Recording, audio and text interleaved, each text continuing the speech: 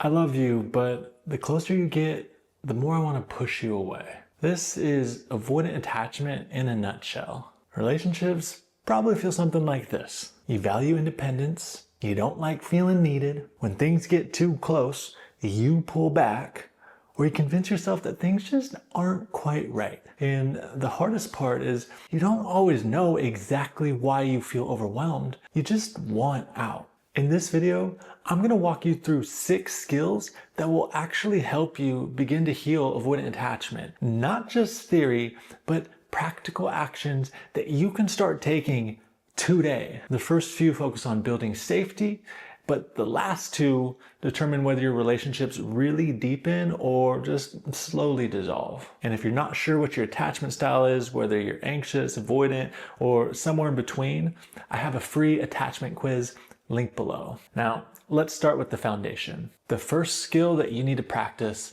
is reframing independence as interdependence. Avoidant attachment tends to confuse dependence with weakness, but secure relationships are not about independence or dependence. They're interdependent. This is the healthy balance between these two. It's like 2 strong trees with roots that intertwine underground.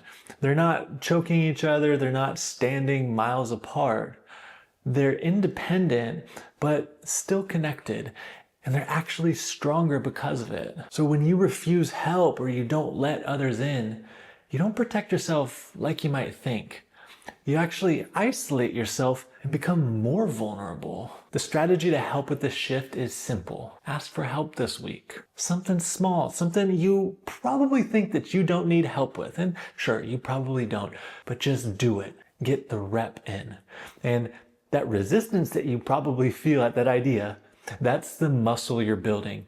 Just like getting stronger from doing resistance training. This way you'll be practiced and capable of asking for help and being vulnerable when it matters most in your relationships. The second skill to practice is co-regulation. People with avoidant attachment are great at self-regulating. You calm down alone, you process alone, you recover alone. It's the most surefire strategy that you learn to find safety in your past. But secure attachment includes co-regulation, letting your nervous system settle in someone else's presence, syncing with their breath, feeling their calm energy, and providing that for them when you're the calm one. Finding homeostasis with someone else. Because if you only regulate alone, then closeness will always feel overstimulating. Just like if you always sleep with earplugs, then the night that you forget them, the silence will feel so loud that you can't fall asleep. So the strategy here is also simple. Long hugs. I'm talking at least 20 seconds.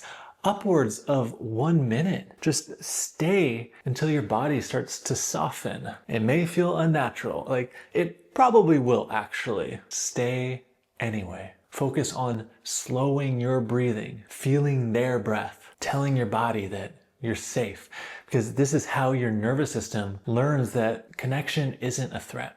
All right, now we're gonna move a little bit deeper, because regulation alone isn't enough. Because if you can't stay present when discomfort arises, then your relationships don't stand a chance. Number 3, expand your window of tolerance. Avoidants tend to withdraw when intensity rises. Conflict, big feelings, neediness, ambiguity, all of which bring that discomfort that you might not always be able to name.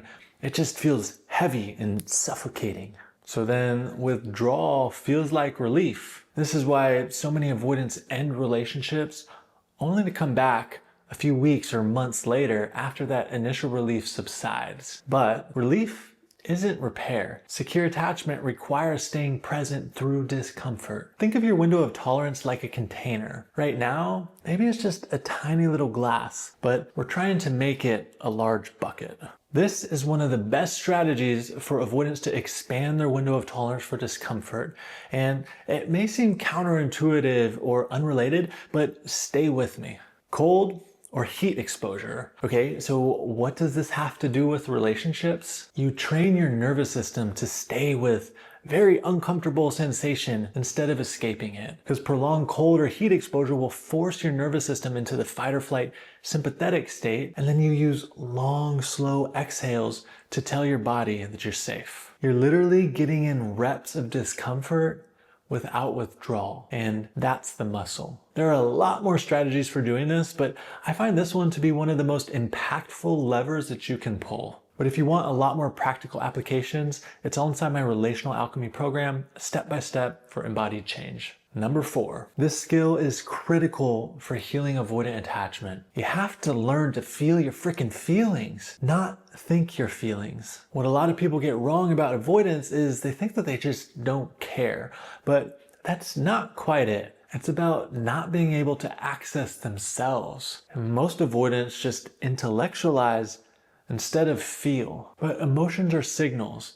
And if you can't read the signal, then you can't respond to the need. It's like having dashboard lights on your car, but then covering them up with tape. There might be something wrong with the car. You might be able to feel or sense it even, but you can't see the clear lights that would have been able to tell you exactly what's going on. Now, the strategy here is for avoidance to start feeling more. Well, it starts with having the vocabulary to identify what you're feeling.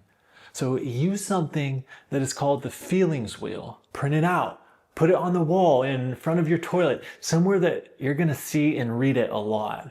Then anytime you use the toilet, don't bring your phone into the bathroom. Just stare at the wheel and check in with yourself. Also, I highly recommend downloading the How We Feel app to help you make a habit of checking in with yourself in this way.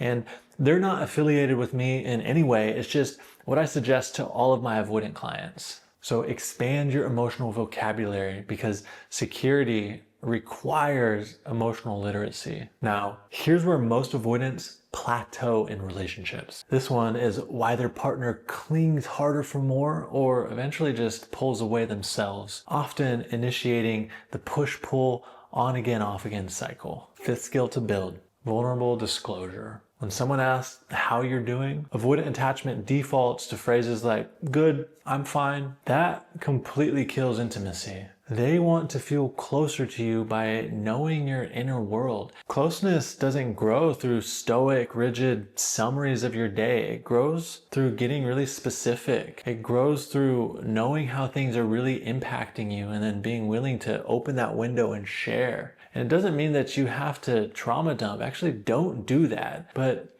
you do need to open the window. So the strategy here is something that I call the 2-word check-in. You'll use the newfound words and awareness that you've gained from practicing the previous skill for this. When someone asks you how you're doing, don't just respond with the default of good. Pause. Notice what emotions that you're feeling. They might be very contrasting. That's the point of this. Then share this honestly. Not generic, not the good, the fine, or I'm chilling, whatever it is. Be specific. Now for this last one, this is the difference between a relationship that lasts 2 years and one that lasts 20. Every other skill has been leading up to this one. Number 6, conflict repair. Avoidant attachment often handles conflict by withdrawing, but unresolved conflict doesn't just disappear. It calcifies, like sediment building at the bottom of a river. And eventually, with enough time, it's gonna dam the flow. Repair is the skill that ensures the river keeps moving. And so secure, healthy relationships don't have an absence of conflict. That's actually a red flag. They have a massive willingness to repair. Now, there are many layers to building the skill, and honestly, something that's going to take a lot of time and a lot of practice. But this is the strategy that will put you on the path right away. Next time someone shares a story with you or something difficult, listen fully. Then say this. Thanks for sharing. Let me reflect back what I heard and then paraphrase, not just the details of what they said, but really try to guess what it might have felt like for them. This is what we call an empathy guess. Empathy prevents withdrawal. Empathy builds bridges of understanding and ensures that the water keeps flowing. Repair prevents small little cracks from becoming wide canyons. You don't heal avoidant attachment by becoming dependent. No, you certainly don't do that. You're not going to do it on your own. You heal it through connection and by becoming available. And it's not like you stop needing space or valuing your freedom, but you learn to stay connected while taking it without necessarily sacrificing that. And so security isn't about perfection. It's about practice, a willingness to show up even when you're messy and always put your best foot forward. Now, all of this is a great first step, but awareness without action keeps you stuck in the same cycles. So if you're serious about building secure attachment, you don't want to always have one foot out of your relationships, and you don't want to be in the exact same place a year from now, then schedule a 30-minute conversation with me, link below. We'll look at your attachment patterns, where you're getting stuck, and map out your concrete next steps together. Either way, if this resonated, make sure to subscribe and leave a comment. Thanks for watching. See you next time.